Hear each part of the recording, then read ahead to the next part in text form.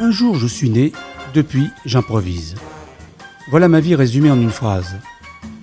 Salut à toutes et à tous, je suis Pascal Laurent, comédien, dramaturge et improvisateur au sein de la LIFI, la Ligue française d'improvisation, depuis sa création en 1987. J'ai eu la chance et l'immense honneur de côtoyer les plus grands improvisateurs des deux côtés de l'Atlantique et, pour la plupart, de partager la patinoire avec eux. Avec mes invités, nous allons parler, jaser, de l'improvisation théâtrale d'un point de vue historique, technique, artistique, mais surtout humain. Et par extension, de ce qu'elle a apporté aux artistes qui l'ont pratiquée et dans quelle mesure elle a pu transformer leur vie. Aujourd'hui, pour les aventuriers de l'imaginaire, je reçois un artiste incontournable du monde de l'impro. Comédienne, danseuse, formatrice à l'école de la LNI dont elle est membre depuis 2017, cofondatrice des Éphémères, Brigitte Soucy. Bonjour Brigitte. Bonjour Pascal. Ça va bien? Ça va très bien, merci toi-même. Oui, écoute, je te remercie de venir chez nous. Plaisir d'un chien, alors c'est un grand bonheur pour moi. Double bonheur d'être avec toi et avec ton chien. James qui nous regarde bizarrement là. Donc, première question que j'ai envie de te poser. Depuis combien de temps tu fais de l'impro et comment tu as découvert cette pratique? Comment c'est arrivé à toi? Eh bien, je fais de l'impro depuis... C'est la première question, puis j'ai même pas réfléchi à cette question. J'ai commencé, je pense, en 2004, donc ça doit faire 20 ans maintenant. J'ai commencé tard, moi. J'ai connu l'impro comme bien des gens de ma génération au Québec, à la télé, à Radio-Québec à l'époque, pour la soirée de l'impro qui était diffusée toutes les semaines. On diffusait les matchs de la LNI en direct, en fait, sans coupure, sans montage. Puis moi, j'étais toute jeune et j'écoutais ça à la télé, puis j'étais fascinée, je comprenais pas ce qui se passait, je trouvais ça exceptionnel, je trouvais ça drôle, je trouvais ça audacieux, j'étais vraiment séduite par le format et par ce que ça proposait, par les idées des joueurs et ça restait très extérieur à moi. Tu sais, c'est pas quelque chose que je faisais à l'époque. J'étais toute jeune, mais j'étais pas intéressée par le théâtre nécessairement. J'étais timide. T'avais quel âge à l'époque quand t'as tu sais, ça a commencé en 77, la LNI, fait que c'était peut-être début 80, j'imagine. Donc, j'avais 7, 8 ans, 9 ans, dans ces eaux-là. Fait que, tu sais, c'était quelque chose que je regardais sur la télé, dans le sous-sol, chez mes parents, dans la salle de jeu. Tu sais, mes parents écoutaient même pas ça. C'était moi en tournant les postes, parce qu'à l'époque, on tournait les postes. Littéralement, on changeait de chaîne en tournant une petite roulette. On n'avait pas de télécommande. C'est dire à quel point ça fait longtemps. Mais c'est ça, j'étais tombée là-dessus vraiment par hasard, puis j'avais été conquise par la vivacité des joueurs, par leur imagination, puis justement parce que c'était très loin de moi aussi, c'était encore plus fascinant, parce que j'étais vraiment pas... j'étais pas attirée par le théâtre du tout à l'époque. Moi, je faisais de la danse. J'ai commencé très jeune à faire de la danse. Je faisais du ballet classique toute ma jeunesse. J'ai fait ensuite des études en danse contemporaine. J'ai fait un DEC en danse. Puis ensuite, j'ai fait des études à Montréal, à l'École de danse contemporaine de Montréal. Fait que c'était ça mon parcours. Moi, c'était la danse. C'est ça qui m'habitait. C'est ça qui m'appelait à la scène. C'était le mouvement. C'était pas du tout la parole. Et bref, la LNI est apparue comme ça dans ma vie toute jeune. Je suis toujours restée très intéressée par l'impro. Je me souviens au cégep, quand j'étudiais à la danse, j'allais voir les matchs d'impro de l'équipe du cégep, puis je trouvais ça fascinant, mais encore une fois, c'était loin de moi, tu sais, c'était pas quelque chose qui me semblait accessible et j'avais même pas tant envie d'en faire partie parce que ça me semblait très... Mais comme tu disais, toi, t'avais pas encore la parole dessus. T'étais plutôt dans quelque chose de physique, dans quelque chose de corporel. Oui, la scène m'intéressait évidemment, j'en faisais, puis c'était mon moteur, mais c'était pas, c'était pas par la parole du tout. Ce qui fait que c'est plus tard, après la fin de mon école de danse, après quelques années à danser professionnellement, j'ai eu envie d'essayer autre chose, mais sans visée professionnelle. C'était vraiment à titre de développement personnel, d'aller chercher d'autres outils. Fait que j'ai pris un cours de théâtre. Ensuite, j'ai pris un cours d'impro avec Christian Vanasse à l'époque. Et que je connaissais parce que j'avais vu à la LNI, puis que j'admirais. Puis j'étais comme, waouh, il donne un cours d'impro aux ateliers Fichot, faut que j'aille essayer ça. Fait que j'ai essayé ça et j'ai aimé ça. Et non seulement j'ai aimé ça, mais je me suis rendu compte que j'étais capable de le faire et d'assez bien le faire et d'en retirer du plaisir. Et là, ça a été le début d'une longue aventure. Après l'atelier avec Christian, j'ai pris un atelier avec Stéphane Maillet. Et ça a été une rencontre qui a été déterminante dans mon parcours parce que, premièrement, c'est devenu mon amoureux à l'époque et le père de mon fils. Et c'est quelqu'un qui m'a vraiment fait découvrir l'impro de façon plus large que ce que je connaissais avant. Pour moi, c'était le match, l'improvisation, mais là, je découvrais que ça pouvait être plein de choses. Ça pouvait prendre plein de formes, mais ça pouvait aussi être un outil de formation, d'acteur. Et voilà, ça a ouvert plein de portes après, puis voilà. Ouais, Stéphane, moi je le connais un petit peu, parce que quand je suis arrivé ici, j'ai commencé à prendre des petits ateliers avec lui. Ouais. Juste comme ça, pour me remettre un petit peu dans le mouvement. Et donc lui, il faisait partie d'un groupe qui s'appelle Les Éphémères, c'est ça? T'en as fait partie aussi, toi? Oui, en fait, on l'a fondé ensemble, ce collectif, avec Yann Tanguay et Stéphane. Ça a duré quelques années. On a eu cette compagnie-là pendant quelques années. On a fait des shows d'impro de toutes formes, encore une fois, autant sur scène qu'à l'écran. On tournait des courts-métrages avec peu de temps, à partir de thèmes qui nous étaient donnés par des auteurs. On a exploré vraiment toutes sortes de formes de théâtre improvisé. On a fait des tournées aussi avec Les Éphémères. Puis, ça s'est terminé il y a quelques années, Les Éphémères, mais ça a été ça aussi déterminant dans mon parcours parce que c'est la première fois que je prenais part je développais un projet à partir de l'impro. Et c'est là aussi où, pour moi, l'improvisation est devenue un art à part entière et pas juste une façon de me former ou une façon de faire de la scène entre les contrats. Tu sais, c'est devenu comme quelque chose de majeur et d'important. C'est devenu un peu ton activité principale, l'improvisation? Ou... Ouais, c'est devenu mon activité principale.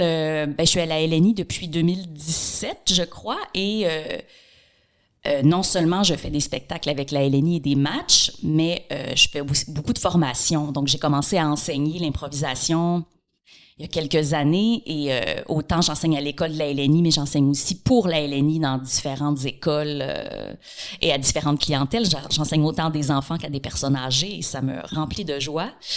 Mais c'est ça, tu sais, l'impro fait partie de ma vie à tous les jours, à tous les instants de ma vie, autant dans l'enseignement que dans la pratique de l'impro. Et je dirais même que c'est devenu un outil de développement personnel, de croissance personnelle, que j'applique à moi-même et aussi dans mon enseignement. Pour moi, tu sais, ça va au-delà de la pratique artistique. Ouais. Tu dirais que ça a vraiment une influence sur ta vie personnelle aussi, sur tes projets à venir. Ouais. Sur le long terme, oui, tu as vraiment l'impression que c'est un outil qui t'est vraiment utile au quotidien et que...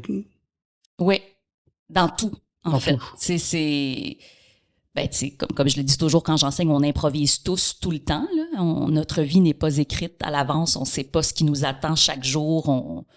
On s'adapte aux imprévus. On réagit à ce que la vie nous offre, nous met dans les pattes. Fait qu'on est toujours en train d'improviser. T'sais. Après, c'est de développer des techniques pour improviser théâtralement, pour en faire des histoires, pour travailler dans une certaine fiction. Mais c'est ça, on est tous en train d'improviser tout le temps. Fait qu'après, c'est qu'est-ce qu'on en fait? Qu'est-ce qu'on fait avec cette capacité d'improviser? Est-ce qu'on a envie de pousser ça plus loin? Est-ce qu'on a envie d'en faire un métier? Et dans mon cas, ça a été ça. C'était tellement présent et important que ça meuble ma vie grandement, ouais. Ouais. Mais toi, c'est marrant parce que il y a beaucoup de comédiens aussi qui ne sont pas improvisateurs, qui ne voudront jamais le faire, et ils se disent c'est vraiment pas pour moi. D'excellents comédiens aussi. Et je me disais, parce qu'on dit oui, effectivement, on improvise tous, mais il y en a comme toi, comme moi, comme d'autres, qui passent le cap et pour qui ça prend du sens et que ça devient quelque chose d'important. Et d'autres qui jamais de leur vie vont monter sur une patinoire ou de venir devant un public sans avoir le support d'un texte, d'une dramaturgie, peu importe. Et c'est quoi la différence alors entre ces comédiens qui passent le cap et les autres pour toi? Tu le ressens comment, à ton avis? Je pense que il y a pas de... L'un n'est pas garant de l'autre, là, dans le sens où, tu sais, c'est pas parce qu'on est un bon improvisateur qu'on est forcément un bon comédien à texte, et c'est pas parce qu'on est bon avec un texte qu'on est forcément capable d'improviser non plus, là, tu sais, c'est... Puis ça fait appel à des habiletés différentes et à des intérêts aussi. Je pense que c'est beaucoup une façon une façon de voir le jeu qui est différente, en fait. T'sais, moi, j'aime le risque que m'apporte l'improvisation, j'aime l'adrénaline qui vient avec ça, j'aime le fait de pas me préparer et d'arriver dans les meilleures dispositions pour sortir le meilleur de moi-même live, alors que d'autres vont aimer travailler un texte longtemps, le creuser. Ce que j'aime faire aussi, cela dit, mais pour moi, c'est comme si le plaisir de jouer est plus grand quand je me sens encore plus sur la corde raide. Je pense que ça m'empêche de trop penser aussi, ça m'empêche de trop réfléchir. Ouais, c'est ça, ça calme. Étrangement, ça calme une certaine anxiété de me mettre en danger autant. C'est paradoxal, c'est étrange, mais dans mon cas, à moi, c'est ça. Fait que je pense que c'est pas tout le monde qui a besoin de ça. Je pense que pour certaines personnes, c'est plus rassurant d'être préparé, d'avoir un texte, d'avoir quelque chose sur lequel se reposer. Pour moi, c'est quelque chose que j'aime aussi, mais j'en retire pas le même plaisir, disons. Je comprends. Ouais. Toi, tu as fait pas mal de théâtre aussi. J'en ai fait un peu. Ouais. J'en ai fait quand même, mais c'est pas... ça m'angoisse quand même, le théâtre. J'ai une peur énorme des trous de mémoire. Moi, c'est quelque chose qui me terrifie. Et qu'on n'a pas en improvisant, c'est sûr. Non, c'est ça. Puis c'est ça, je pense que le plaisir de jouer avec un texte sur scène est grand, mais tout ce qui vient avec le trac, le stress qui précède les représentations, c'est encore plus grand que le plaisir que j'en retire, en fait. Donc, puis c'était pareil, en fait, même quand je dansais, ça me stressait beaucoup de me produire sur scène, justement parce que je pense que je suis une perfectionniste puis j'ai cette peur de l'erreur. Donc, tu sais, quand c'est quelque chose de préparé, que l'erreur peut être décelable, peut être identifiée, probablement que ça me met plus de pression à cause de mon tempérament et de ma façon d'être. Donc, peut-être que le fait d'être en impro, ça enlève cette... tout est possible, tu sais.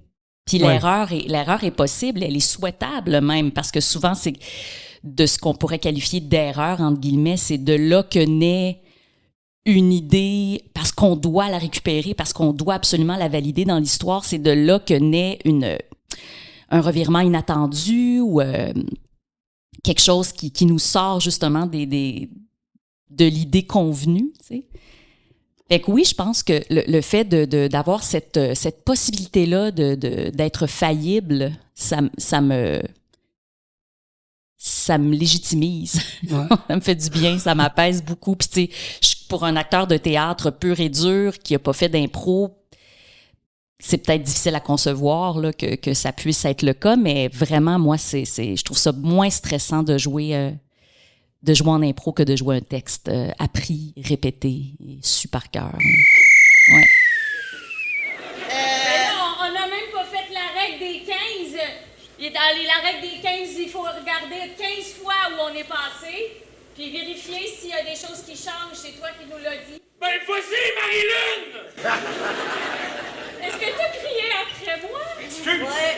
Parce que là, moi, je viens ici pour me détendre puis pour vaincre mon anxiété. Puis là, si en plus, je sens que j'ai pas de support émotif de la part de l'adulte, mais moi, je vais pas me crier. Parce qu'elle est victime d'aliénation parentale depuis le divorce. OK. Sans rentrer dans un truc un peu psychologique, je sais plus ce que je voulais dire.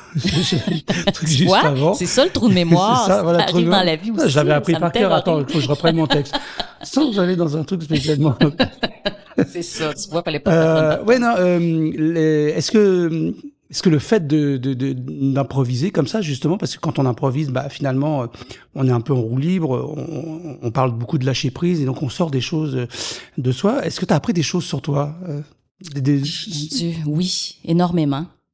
Oui, j'en apprends encore, toujours. C'est un bon... c'est une belle façon de se révéler à soi, en fait, l'impro, parce qu'on joue que avec soi. on joue avec les autres, évidemment, mais tout ce qu'on a comme outil, c'est ce qu'on est, c'est notre culture, notre imaginaire, nos référents, là d'où on vient, ce qu'on a vu dans la journée, comment on interagit avec les autres, comment on réagit. Donc, oui, ça m'a beaucoup appris sur moi. Autant pendant la représentation qu'après aussi, comment on se prépare, comment on arrive à laisser aller les moins bons coups, à ne pas rester accroché à nos moins bons coups, justement. Tu sais, c'est ça, mon début, c'est ce que j'avais beaucoup de difficulté à faire quand j'ai commencé à jouer. Comme j'ai commencé à jouer tard, j'avais 28 ans quand même, ce qui est pas du tout habituel pour un parcours d'improvisateur classique, disons. Là, au Québec, tu sais, on fait de l'impro justement au secondaire, au cégep. Ouais, moi, j'ai pas connu tôt, ça. Là, tu sais, j'ai commencé, j'étais adulte et j'avais une expérience de vie qui était vraiment différente. Ce qui fait que au début, je me mettais beaucoup de pression à vite rattraper le temps perdu. Tu sais, ce que les autres avaient acquis justement dans tous ces tournois et toutes ces ligues d'impro qu'ils avaient fait avant, ben moi, j'avais pas ça. Puis j'ai commencé vite à jouer à la globale, fait que c'était une grosse ligue, il y avait des gens qui avaient plein d'expérience, qui étaient des acteurs établis. Puis là, moi, je commençais là, puis j'avais rien derrière moi autre que mon passé de danseuse. Fait que je sentais que vite, j'avais des grosses bouchées à prendre pour être au même niveau, ou avec la même habileté que ces joueurs-là. Fait que dès que je faisais quelque chose duquel j'étais pas fière, ben là, mon Dieu, je pouvais me taper dessus pendant des jours et des semaines. Là. Tu sais, j'avais beaucoup de difficultés à me détacher des moins bons coups que je faisais. Et quelque part, ça ça m'affectait a pu beaucoup. forger ta confiance aussi en toi, ça. Ben oui, je pense que tu sais, la confiance se forge aussi avec l'expérience, puis avec la somme des bons coups. Plus on en fait, plus on a de bons coups, plus ces bons coups-là se cumulent, et c'est ça qui fait notre filet là, de sécurité. On fait comme OK, j'ai fait ça, regarde, je suis capable de le faire, fait que go. Tu sais, fait que ça Tu ça valides au fur et à mesure. On oui, coche des c'est cases. ça. Oui, puis tu sais, je suis pas morte de ce que je considère, mettons, comme une mauvaise impro, une mauvaise intervention. Ben, j'ai survécu à ça et j'ai fait d'autres bons coups après. Donc, tu sais, je suis la somme de mes bons coups. Puis mes moins bons font aussi que j'ai appris. Puis bon. Ben, c'est ça, tu sais, j'avais l'impression que je devais apprendre un peu en condensé les codes de ce jeu-là. Parce que le jeu en match particulièrement, ça vient avec tout un système de codes que j'avais pas de l'intérieur. J'avais vu plusieurs matchs d'impro dans ma vie, mais je l'avais jamais expérimenté. Fait que d'être à l'intérieur, puis pour moi aussi qui suis pas une sportive d'équipe là, du tout, c'est vraiment pas quelque chose qui est dans ma nature. Je suis pourrie en sport, tu sais, autant je suis en forme physiquement parce que je fais de la danse depuis toujours, mais les sports d'équipe, j'ai commencé à la jouer à la balle molle il y a 2 étés, puis tu sais, c'est une catastrophe, là, mais je persévère, mais j'ai appris beaucoup de choses là-dedans. Juste une petite seconde, on reviendra, mais par rapport aux copains français qui nous écoutent, c'est quoi la balle molle? La balle molle, oui, on a besoin de préciser. Hein. C'est du baseball, mais très soft. Donc, C'est du softball. C'est avec une balle, je pourrais même pas l'expliquer, je pense qu'elle est plus grosse qu'au baseball, ce qui fait que tout va plus lentement. Mais même pour moi, c'est toujours trop vite. Même si c'est de la balle, même si c'est censé être beaucoup plus lent que le baseball. Donc, c'est un bâton, une balle que l'on frappe avec les règles du baseball. Donc voilà, c'est ça la balle Merci molle pour pour les amis français. Explication. Oui, donc ça, c'est un sport d'équipe. J'avais jamais vécu ça et j'ai pas cette culture-là moi d'équipe. C'est tout ce que j'ai fait dans ma vie professionnelle avant était beaucoup plus individuel, même si en danse on travaille avec d'autres gens. Reste que l'entraînement on le fait seul et tu sais c'est différent disons comme approche. Fait que pour moi tout ça était nouveau là, tu sais, l'équipe, les règles, les codes. Fait que j'ai dû apprendre assez vite tout ça. C'est venu avec beaucoup de déception mais je me suis acharnée parce que j'aimais ça. J'en retirais beaucoup de plaisir. Parce que l'impro, quand ça fonctionne, quand ça marche, là, C'est magique. c'est magique. C'est tellement grisant parce que t'es responsable de tout. Donc, tu peux prendre tout le crédit, là. Tu sais, c'est toi qui as écrit, c'est toi qui as mis en scène, c'est toi qui joues, puis en plus, tu rencontres des gens avec des univers différents que tu découvres, auxquels tu t'adaptes. C'est fabuleux là. Quand ça marche, c'est extraordinaire. Fait que c'est ça qui nous tient. Puis c'est ça moi qui m'a permis de passer à travers ces années plus difficiles là où je découvrais le jeu. Je le découvrais en même temps que je le pratiquais.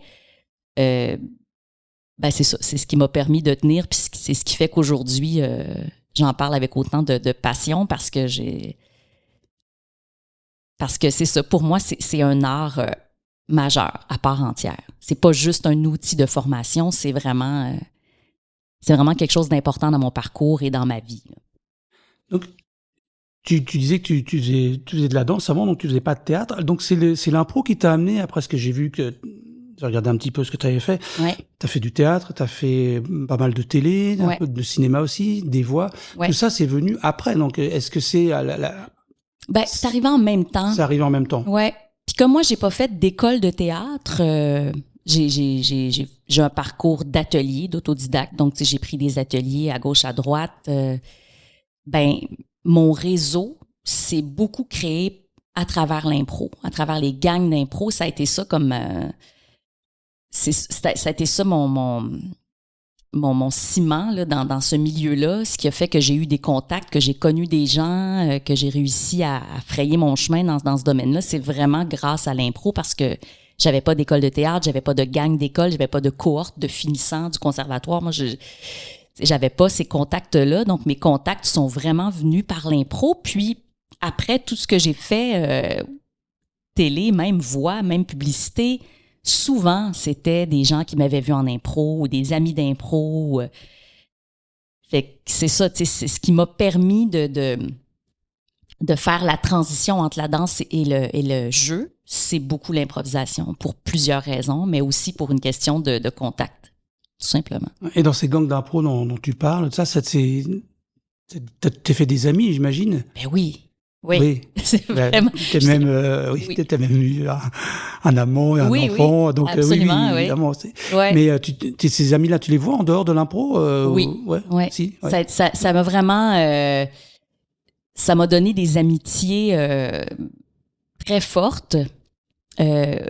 Autant ici que outre-mer, je dirais en France, là où on ne connaît pas la balle molle comme elle est, comme elle est ici au Québec. J'ai beaucoup d'amis là-bas aussi que j'ai connus par des tournées d'impro, par des activités de formation aussi là-bas. Donc oui, tu sais, le fait d'avoir, c'est particulier les gens d'impro.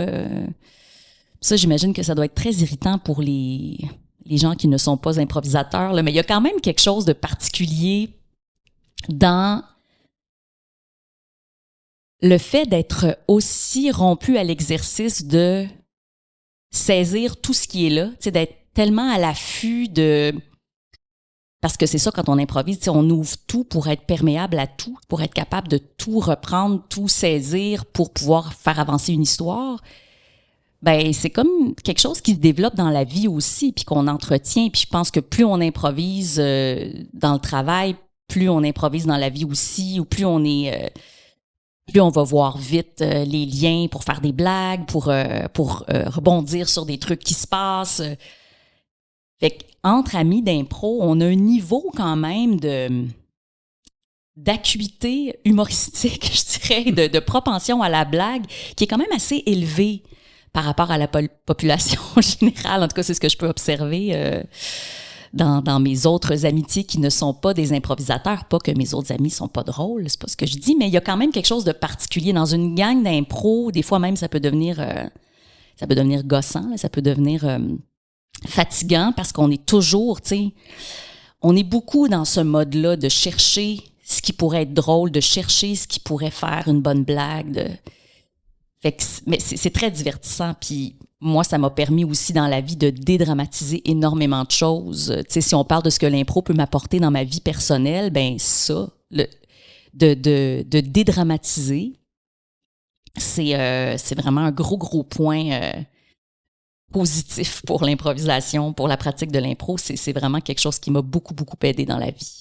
Mais c'est important ce que tu dis parce que moi, je pense aussi à des jeunes qui nous écouteraient et qui peuvent avoir, on sait, hein, quand on est, moi t'as un fils là, qui a 16 ans. Il y a 15 ans, ouais, bientôt 15 ans, 16, voilà, ouais. moi je fais de l'impro aussi, d'ailleurs. J'ai de l'impro aussi. Mm-hmm. Moi, j'ai 14 et 16. Ouais. Ma fille en a fait un petit peu aussi, mais on l'a un peu arrêté. Mais on peut voir un peu leurs préoccupations et c'est pas toujours évident de se trouver une place socialement avec des amis, d'avoir une gang, etc. Ouais. Et je sais que toi, comme moi, parce que moi j'ai vécu un peu cette chose-là aussi. J'ai commencé très tard. J'ai commencé l'impro et le théâtre en même temps, quasiment à peu près au même âge que toi. Okay. Et quasiment toute ma gang, tous mes amis, maintenant, c'est des gens qui ont traîné autour de l'impro. Et ça, c'est important que ce que tu dis aussi, parce que, ouais, pour ceux qui nous écoutent, pour des jeunes qui pourraient avoir des envies de faire des petites choses, mais qui oseraient pas, je pense que l'impro, ça peut être un bon truc pour se découvrir soi, pour rencontrer les autres, pour aller au-devant des autres et pour épanouir sa vie. Mm-hmm. Ah oui, absolument. Puis moi, d'ailleurs, c'est quelque chose vers lequel je me dirige de plus en plus dans l'enseignement. J'adore enseigner à des clientèles qui ne sont pas des comédiens en devenir ou qui n'ont aucune visée professionnelle avec l'impro. J'aime beaucoup enseigner à des gens qui font ça pour se découvrir, en fait. Tu sais, qui font ça pour aller chercher des habiletés de communication, de relations interpersonnelles, ou même des gens qui ont des enjeux plus importants d'anxiété sociale ou de toutes sortes d'handicaps, entre gros guillemets, là, qui empêchent de bien profiter de la vie et des relations interpersonnelles. Tu sais, je trouve que de voir l'impro comme un outil de développement pour arriver à être plus à l'aise en public, par exemple, ou juste être plus apte à même identifier comment on se sent, identifier ses émotions.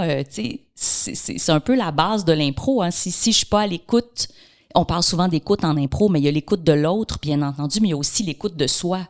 Être capable de s'écouter soi-même, d'identifier comment on se sent, d'identifier dans quel état on est, c'est ce qui nous permet de rebondir, puis de jouer, puis de réagir adéquatement. Tu sais. Fait que je pense que si on développe cette capacité à bien identifier, OK, comment je me sens, qu'est-ce que l'autre me fait, je pense que en tout cas, c'est les prémices d'une communication saine pour moi. Tu sais. Fait que je pense que ne serait-ce que de développer ça avec des gens, c'est très précieux là, d'avoir cette capacité à mieux se connaître et à mieux s'écouter. Déjà, moi, je trouve que si à la fin d'une session d'enseignement, ça n'aura fait que ça aux participants, c'est extraordinaire. Je m'en fous qu'ils soient capables de faire des matchs ou pas, là.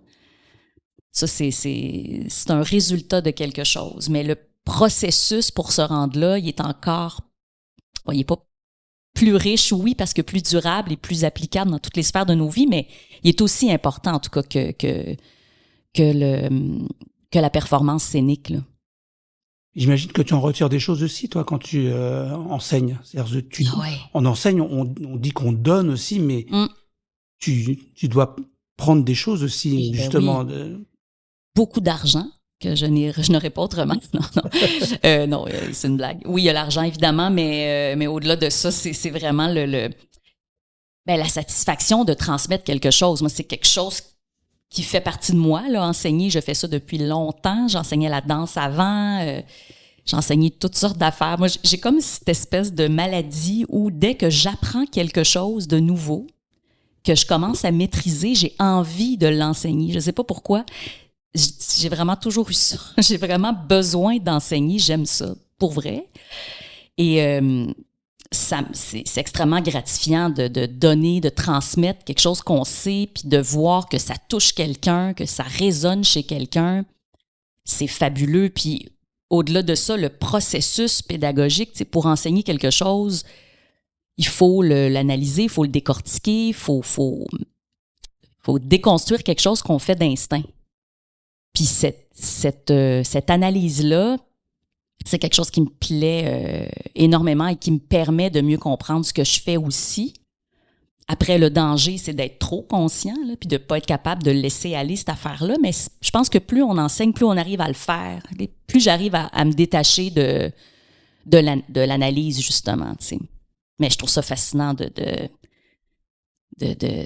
décortiquer ce qui est un réflexe, ce qui est quelque chose de très instinctif, de se mettre à y réfléchir, faire OK, pourquoi ça marche ça, pourquoi je fais ça, t'sais? Pourquoi là c'était pas bon, pourquoi je bloque quand je fais ça, c'est super le fun là, de décortiquer ça puis d'aller creuser là-dedans. Moi, c'est mon grand plaisir de pédagogue.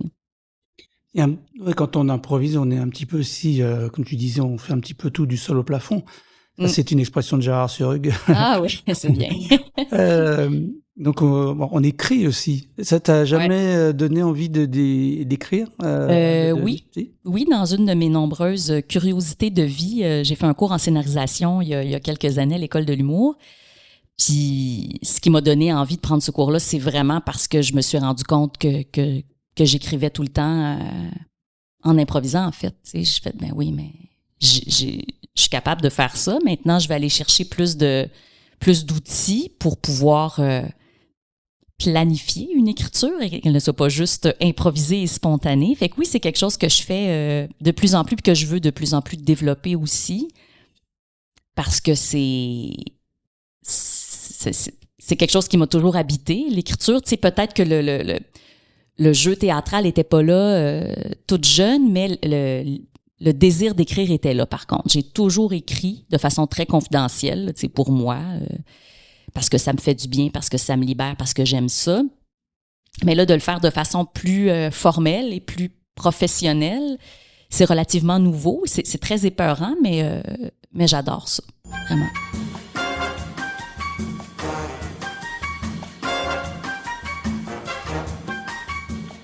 Tu peux nous dire 2 mots sur l'école de l'humour, justement? Parce que nous, on n'a pas ce genre d'école en France. Ouais. Il y a le conservatoire, il y a des choses comme ça, mais on n'a pas une école spécifique. Enfin, je crois pas, il faudrait que je me renseigne, mais j'ai pas l'impression qu'on ait une école spécifique autour de l'humour. Peut-être pas, non. Il y a un excellent documentaire qui vient de sortir sur Louise Richer, la fondatrice de l'École nationale de l'humour. Ça s'appelle Fidèle en humour, j'allais dire Tomber en humour. On peut voir ça où? Sur tout.tv, je crois. OK, je regarderai, je l'ai. Plateforme web, ouais. Je pense que ça va être diffusé aussi à Radio-Canada, sûrement prochainement. Mais ça explique vraiment le parcours de Louise, mais aussi le développement de cette école qui forme chaque année des dizaines d'humoristes et d'auteurs. Moi, la formation que j'ai faite, c'était une formation de perfectionnement en scénarisation d'une comédie télévisée. Donc, c'était une formation de 9-10 mois à peu près. Donc, c'était sur 1 an, mais à temps très partiel, ce qui permet de travailler encore et c'est ça, tu sais, de développer plein de projets en parallèle puis de laisser aussi la matière décanter un peu parce que c'est quand même assez dense. Moi, j'ai adoré cette formation-là. J'adore l'école de l'humour aussi. Stéphane Mailly y enseigne d'ailleurs l'improvisation là-bas. Puis c'est une école que j'ai beaucoup fréquentée et c'est vraiment un incubateur de talent extraordinaire, un endroit où tu ne fais que ça, là. Tu baignes dans l'humour. Tu sais, c'est fabuleux quand même quand on y pense.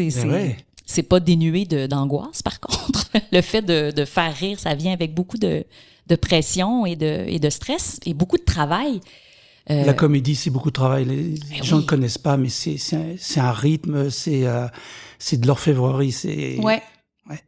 Et c'est parce que les gens pensent que c'est facile, ça veut dire que c'est bien fait parce que tu sais ça demande beaucoup de travail pour que ça ait l'air facile justement. Fait que c'est un compliment là quand les gens disent wow, tu sais ça a l'air tellement facile, tellement naturel, oui, mais derrière il y a beaucoup de jobs.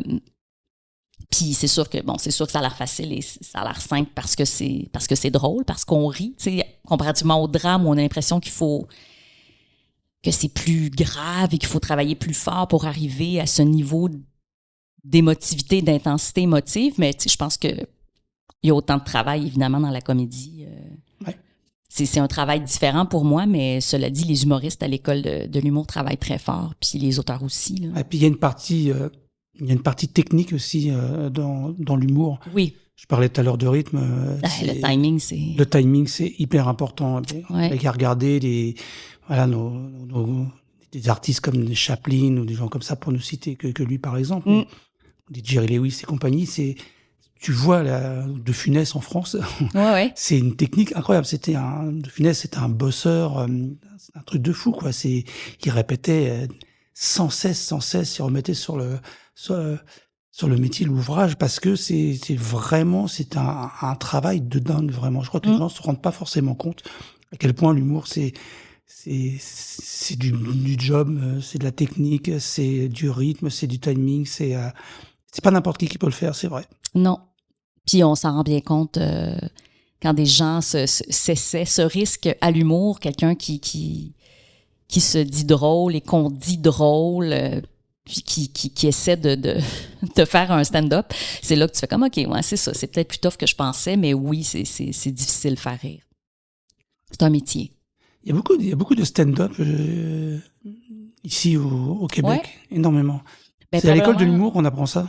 Ben oui, probablement que le fait qu'il y a une école de l'humour à Montréal, ça doit, j'imagine, générer beaucoup de soirées d'humour déjà, pour que ces humoristes-là puissent roder leurs numéros, puis ça attire, on a de plus en plus d'open mic aussi, de soirées dans des bars ou dans des clubs, des comédie clubs, où les gens vont là pour essayer des numéros, mais c'est pas nécessairement des professionnels de l'humour. Ça peut être n'importe qui là, qui a envie de faire un numéro, qui va aller se pointer comme ça dans un open mic, qui va faire son numéro, puis ça passe ou ça casse, là. Mais oui, il y a ce décloisonnement, il y a cette démocratisation-là de l'humour qui est de plus en plus, qu'on observe de plus en plus. Puis pas juste à Montréal, en région aussi, il y a plusieurs bars comme ça qui ont des soirées d'humour.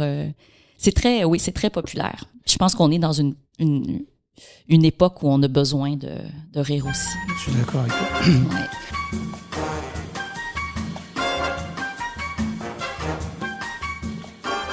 Tu me disais, donc, tu enseignes où exactement? J'enseigne à plusieurs endroits. J'enseigne à l'école d'impro de la LNI. La LNI a une école attachée à son organisation et j'enseigne là. J'enseigne aux ateliers Daniel Fichot. J'enseigne le mouvement pour acteurs, mais c'est quand même... je travaille beaucoup à partir d'impro dans ces cours-là. Le but n'est pas de former des improvisateurs, mais on utilise l'improvisation comme moyen de communication. Donc, j'enseigne là, puis j'enseigne, c'est ça, dans plusieurs petits contrats ponctuels. J'enseigne dans une résidence pour personnes âgées depuis quelques années. Une fois par mois, je vais leur donner un atelier directement à la résidence. J'adore ça. Ils sont fabuleux. Fait que oui, j'enseigne à toutes sortes de clientèles, dans toutes sortes de contextes. Voilà. Alors, il y a quelqu'un qui nous écouterait là et qui dit tiens, j'aimerais bien prendre des cours avec Brigitte. Comment il peut te joindre? Comment ça peut se passer? Est-ce qu'il y a encore de la place d'ailleurs dans tes cours? De la façon la plus directe, c'est sûr que c'est par l'école de la LNI. Ouais. Je donne un cours par session, donc il s'agit de voir si le cours est complet quand la session n'est pas encore commencée. Sinon, je donne souvent des ateliers aussi dans toutes sortes d'écoles.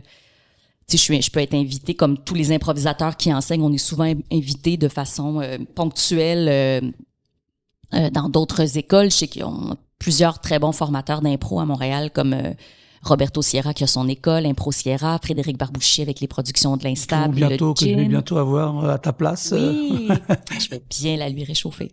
Mais oui, c'est ça, Fred qui est super dynamique aussi, avec qui je collabore régulièrement. Barbouchi, si tu veux dire. Ouais. Ça, j'ai eu il y a pas longtemps. J'étais en contact avec lui il y a pas longtemps parce que je veux qu'il vienne aussi à ce podcast. Il m'a dit de passer au gym. Oui. Tu l'as fait toi déjà ça, le gym? Oui, j'anime à l'occasion des séances le gym JIM en fait, jouer improviser maintenant, c'est l'acronyme. C'est un espace de jeu pour se muscler le créateur. Fait que c'est vraiment des séances qui sont ouvertes aux improvisateurs, comédiens qui ont envie d'aller justement s'entraîner. C'est pas une formation à proprement dit, mais c'est un entraînement, vraiment une séance d'entraînement. Fait que il m'arrive de mener des séances où on est ensemble. On fait comme OK, aujourd'hui on travaille, travaillons sur le corps, partons telle affaire, puis c'est parti. On jazz pendant 1h30, 2 heures. D'impro. Fait que c'est très, très le fun. Puis ça me fait rencontrer des gens que je connaissais pas, ce qui est quand même rare, parce que c'est un petit milieu, l'impro, on connaît tout le monde. Puis, ouais, ça m'a mis en contact avec de nouvelles personnes, et ça, c'est toujours agréable, là, d'élargir notre cercle de connaissances et de partage d'impro, là. Fait que, ouais. Ça aide un petit peu ici, quand même, quand tu veux travailler en télé, au cinéma ou au théâtre, de faire de l'impro, ça aide plutôt ici ou c'est plutôt un frein? Parce qu'en France, je sais que c'est à une époque, c'était un frein. Oui, hein, c'était moins bien vu là-bas. Surtout le milieu du théâtre. Christian Singer, dans l'épisode numéro 1, en parle assez bien. Il disait qu'effectivement, quelque part, le milieu théâtral, on va dire, avait un petit peu peur des improvisateurs. Le cinéma était plus ouvert ou la télé, mais les théâtreux, entre guillemets, trouvaient ça un peu comme... c'était pas un art à part entière, c'était un outil de travail et qui regrettaient un petit peu que les gens l'utilisent pour en faire un spectacle en soi, avec une finalité. J'ai pas l'impression que c'est comme ça ici. Ben, je pense pas que ce le soit au même niveau, non. C'est... en fait, moi, personnellement, j'ai jamais entendu quelque chose de négatif par rapport à l'impro. Peut-être que dans des milieux plus, ben c'est ça, théâtraux plus puristes, peut-être que c'est quelque chose qui peut être vu de mauvais œil.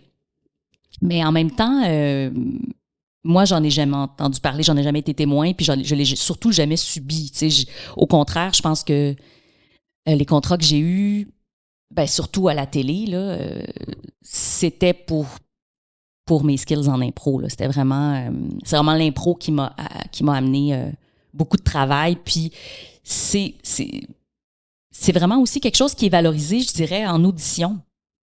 C'est là que c'est là où je pense que c'est important pour tous les acteurs d'avoir une certaine base du moins d'avoir cette confiance-là qu'on peut improviser, tu sais, d'avoir de savoir que c'est quelque chose qu'on a dans notre poche comme outil, peu importe ce qui arrive, on est capable de continuer à jouer, même si quoi que ce soit qui se passe, même si le texte fuit, même si on... Il y a un projecteur qui tombe, et une panne d'électricité, bah on enquille, quoi. Ouais, d'avoir cette capacité-là à continuer, puis... d'absorber et de comment dire, oui, c'est ça, de prendre l'événement qui n'était pas prévu et en faire presque comme si c'était quelque chose de prévu, de s'adapter. Ouais. Puis ça encore, je pense que tout le monde est capable de le faire. Oui. Mais c'est pas tout le monde qui est capable en fait de ne pas paniquer quand ça, tu sais, c'est ça la différence. Je pense que c'est un acteur qui n'a jamais fait d'impro serait bien sûr capable, s'il ne paniquait pas, de juste continuer à jouer, tu sais, parce que il sait ce que c'est jouer. Fait que je pense que c'est beaucoup ça, en fait, improviser aussi. Travailler l'impro, c'est travailler sa confiance et apprendre à aimer ce risque-là, ce potentiel de risque-là. C'est ça pour moi qui fait la différence. Mais c'est bien c'est ce que tu dis. Apprendre à aimer, c'est exactement ça. Parce que, effectivement, on peut avoir peur d'improviser, on peut avoir la confiance, se dire on est indestructible, on y va, mais c'est pas pour autant que ça va nous servir, alors que si on a appris à aimer ce risque, le goût du risque, et du coup, on va être beaucoup plus préparé à ce qui arrive, parce que même si ça tourne pas en notre faveur, on le prendra, comme tu disais, tu parlais des mauvais coups, on arrivera à rebondir. Et justement, ça m'amène à la question suivante, parce que tu parlais justement tout à l'heure des bons coups et des mauvais coups. C'est vrai que dans une carrière d'improvisateur, une carrière d'artiste, peu importe, on passe par des hauts et des bas. Et j'aimerais savoir si tu as des anecdotes justement sur un des plus mauvais coups que tu as eu, par exemple, et comment tu as réussi à t'en remettre, et au contraire, une anecdote où ça s'est passé comme jamais t'aurais imaginé que ça se passe. Est-ce que tu as des exemples? Moi, j'ai une très piètre mémoire. En fait, j'ai une mémoire étrange où je retiens des trucs très aléatoires qui prennent beaucoup trop de place pour rien dans mon cerveau. Je vais me souvenir de trucs en détail, mais qui sont vraiment pas utiles. C'est plus une impression globale que t'as, toi, c'est ça? Ouais, je reste sur des émotions, je reste sur des impressions. C'est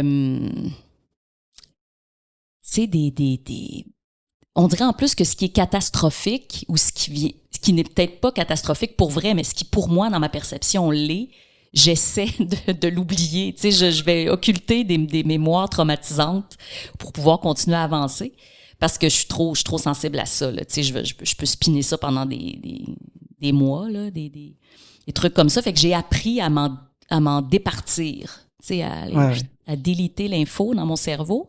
Fait que ce qui fait que j'ai pas tant de souvenirs de trucs comme ça. Ben en fait, j'en ai un plus récent, mais bon, c'était vraiment pas si catastrophique. Puis c'était pas nous, les improvisateurs, qui étaient nécessairement en cause, mais on faisait un contrat dans un contexte où les gens qui étaient dans la salle étaient tous des professionnels du milieu de la télé et du cinéma, mais tous des décideurs, donc pas nécessairement des artistes ou des comédiens, mais tu sais, vraiment des gens, des producteurs. Là, grosse pression quand même, alors. Oui, quand même. Et on arrivait en plein colloque. On était là un peu pour faire la synthèse de ce qu'ils avaient vu en plénière le matin. Une sorte de restitution. Oui, un peu, mais en même temps, on n'avait pas assisté à cette journée-là. Donc, c'était plus pour rebondir sur des thématiques qui avaient été abordées. Et l'idée était super, là, tu sais, ça aurait pu très, très bien se passer, mais c'est que c'est vraiment, encore une fois, une question de timing où, tu sais, t'arrives dans un moment où clairement les gens n'ont pas nécessairement envie de te voir ni de t'entendre et tu te butes à un public qui n'est pas réceptif et qui est surtout pas réactif. Peut-être qu'ils ont tripé, là, mais c'était vraiment pas évident parce que tout leur non-verbal disait allez-vous-en. c'est vraiment ce qu'on a tous reçu. Fait que ça, c'est arrivé dans la dernière année, donc c'est frais dans ma mémoire et ça n'a pas été assez traumatisant pour que je l'évacue complètement, donc ça ne doit pas être si pire que ça, mais quand même, je suis sortie de là avec vraiment un feeling désagréable, là, de faire comme « Ah, mais je me suis tellement pas sentie voulue et utile que c'est ça. Ça, c'est des expériences qui sont plus désagréables, disons, dans ce qu'on a à faire comme intervention, parce qu'on fait pas juste des matchs, puis on fait pas juste des spectacles. On fait aussi ce genre d'intervention-là. Puis ça, quand ça nous arrive en début de carrière, bien souvent, c'est des choses qui nous marquent plus, mais tu sais, quand t'as plusieurs années d'expérience, à un moment donné, tu fais comme, OK, bon, mais c'était juste un moment désagréable à passer, mais c'est terminé et ça n'affecte en rien qui je suis comme personne et comme artiste, mais tu sais, sur le coup, c'est quand même, ça ébranle. On va vraiment chercher dans nos ressources de survie de base, je dirais.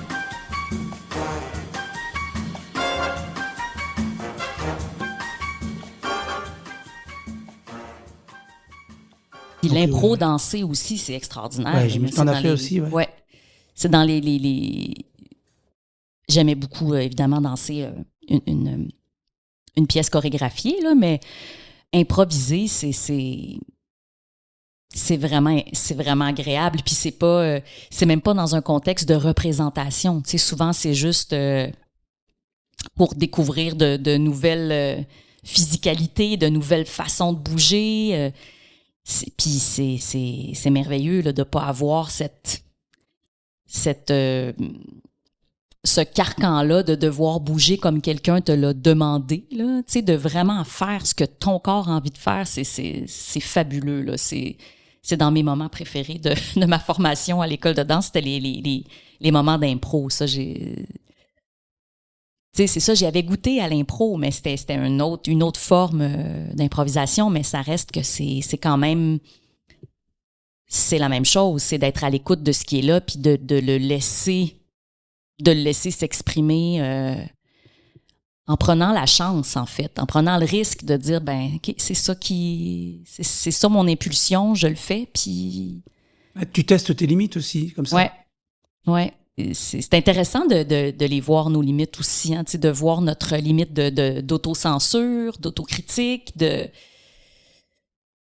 J'ai fait avec la LNI récemment, la LNI fait des laboratoires à l'automne, puis j'en animais un qui était sur les neurosciences. C'était mon idée parce que ça me fascine vraiment les processus cognitifs en impro. Je trouve ça extraordinaire, là, cette espèce de dichotomie entre quelque chose de complètement spontané, mais en même temps, on est toujours en train, quand on improvise en impro théâtrale, là, on est toujours en train de prévoir aussi où est-ce qu'on s'en va avec l'histoire, qu'est-ce qui se passe. Il y a toujours un truc en avance. Ouais, il y a toujours un petit, tu sais, oui, on est dans le moment, mais on est aussi en train de faire la synthèse de ce qui a été dit, de ce qui a été fait. C'était quoi son nom déjà, ce personnage-là?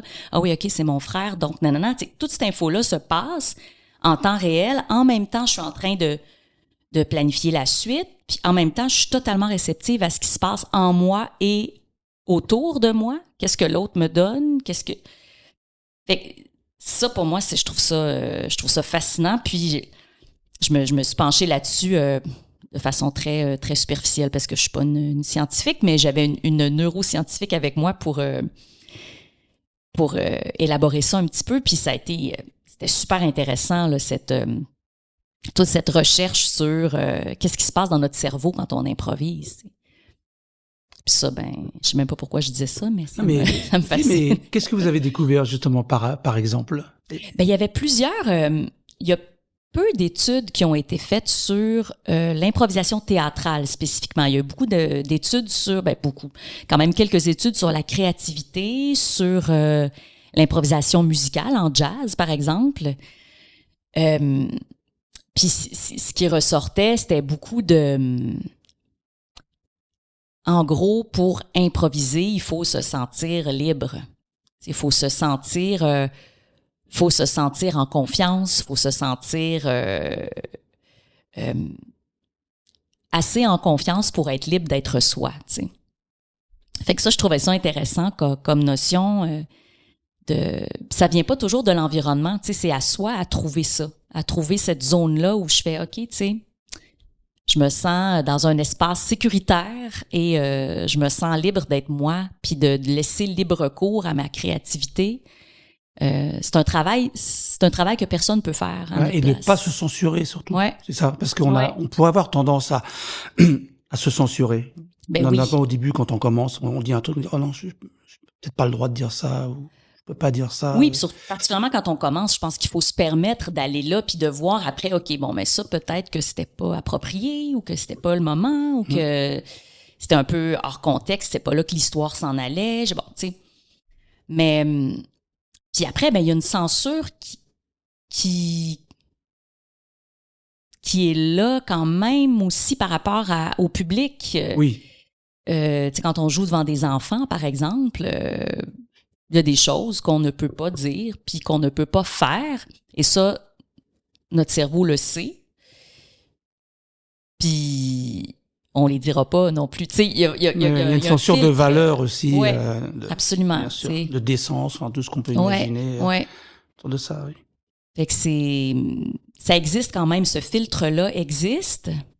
Puis après, comment on fait pour avoir ce filtre-là, mais quand même se sentir libre? Tu sais, ça, c'est à force de le faire. Moi, je me souviens que les premières fois que je jouais devant des enfants, j'étais pétrifiée parce que je me disais, ouais, mais là, si je bloque une partie de ce que je peux dire, je bloquais tout. C'est comme si je me sentais freinée dans toute ma créativité. Tu sais, maintenant, je suis plus capable de juste trier ce que je ne peux pas dire et de me sentir quand même libre, tu sais, malgré la censure. Pas que j'ai des propos particulièrement scabreux ou scatologiques, là, mais tu sais. Il faut savoir aussi, mais c'est vrai que quand on improvise, des fois, on peut avoir la parole qui dépasse la pensée. Ouais, C'est-à-dire qu'on est dans un état tellement de créativité et on est tellement dans l'instant présent, mais en même temps, comme tu disais, avec aussi une petite partie de nous qui est déjà devant, qui est déjà dans le futur, des fois, tu peux avoir des choses qui t'échappent.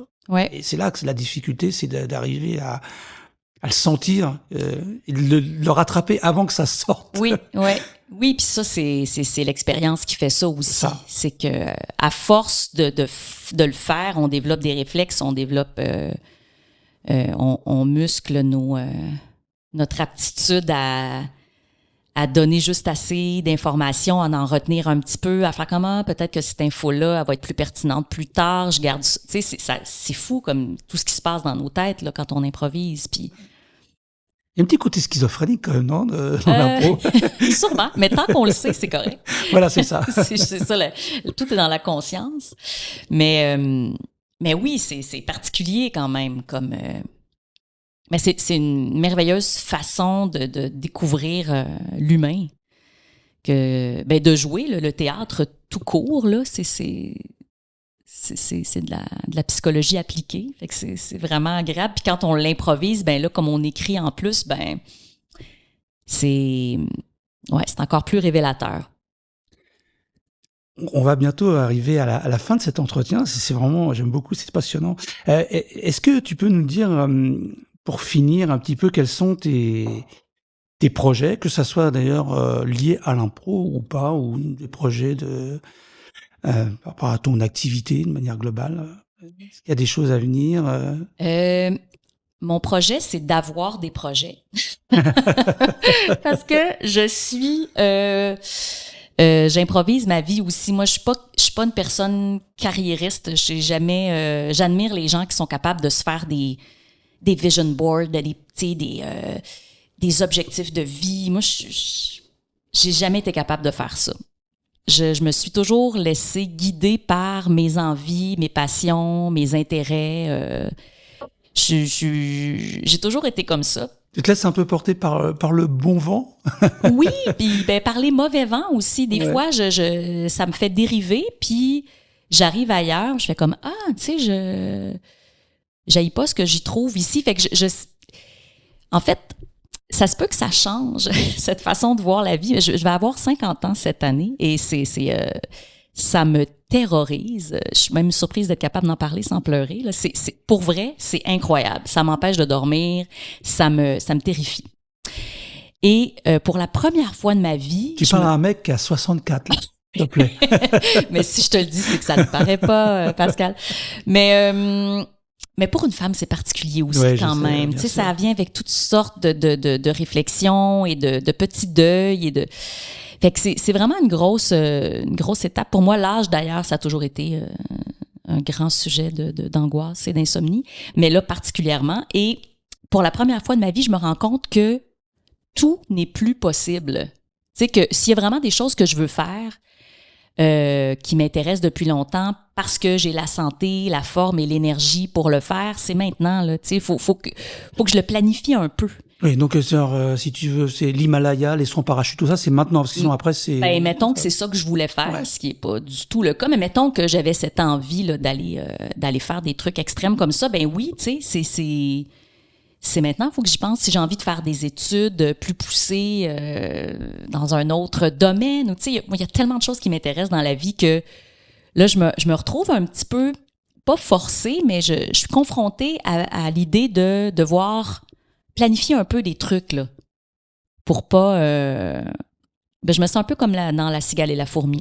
Tu sais, je fais comme, OK, t'as dansé, t'as chanté, mais là, ça se peut qu'à un moment donné, t'aies plus de voix, là. Fait qu'il faut que tu sais, c'est ça, là. Je vois une certaine urgence se profiler. Donc, ce que je veux faire, je veux écrire. C'est sûr que je veux écrire plus. Je veux vraiment essayer de mener à terme des projets que j'ai initiés en écriture, des trucs qui dorment dans des ordis, dans des disques durs et dans plein de cahiers. Ouais. Donc ça, c'est quelque chose que j'aimerais faire, puis faire de l'impro encore et partout. Mais Ouais, t'as pas l'intention, l'impro, tu penses que tu peux en faire jusqu'à épuisement, ben, pas jusqu'à épuisement, mais jusqu'à ce que moi, je sente que Oui. j'ai plus de plaisir, ou que j'ai plus ma place, ou que j'en retire pas le même bonheur. Ça, je pense que ça va être le vrai signe pour moi de quitter, c'est quand j'aurai plus de plaisir à le faire. T'sais. Mais si j'ai du fun puis qu'on me demande encore de jouer, je vais le faire, c'est sûr. T'sais. C'est vraiment une question de plaisir. Voilà. Merci Brigitte, Merci à toi, Pascal. un plaisir. Oui, partagez. Merci pour votre écoute et votre fidélité. Si vous aimez ce contenu, n'hésitez pas à vous abonner et mettez-moi quelques étoiles pour m'aider à continuer. Le mois prochain, je recevrai un acteur incontournable de la scène montréalaise. Il en est à sa 40e saison d'improvisation. Il a créé en 2005 une école qui porte son nom, Impro Sierra. Vous l'avez compris, il s'agit de l'immense Roberto Sierra que je recevrai le mois prochain. Mais jusque-là, portez-vous bien et que l'improvisation soit avec vous. Salut!